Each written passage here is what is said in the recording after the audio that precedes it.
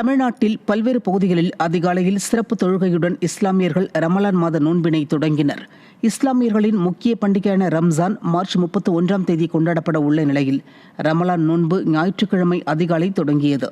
அதனைத் தொடர்ந்து சென்னை திருவல்லிக்கேணியில் உள்ள வாலாஜா பெரிய மசூதியில் இன்று அதிகாலை 500க்கும் மேற்பட்ட இஸ்லாமியர்கள் ரமலான் மாத நோன்பின் முதல் நாள் தொழுகையில் ஈடுபட்டனர்.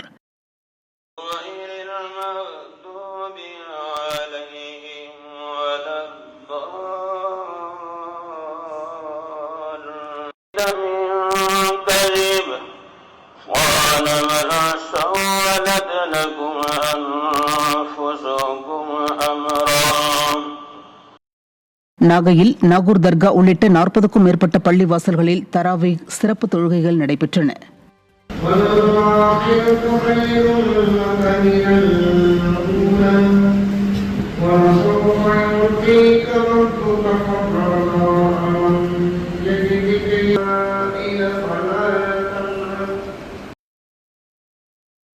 அதேபோன்று கும்பகோணம் மேலக்காவேரி முகைதீன் ஆண்டவர் ஜாமியா பள்ளிவாசலில் தராவீஹ் என்னும் சிறப்பு தொழுகை நடைபெற்றது.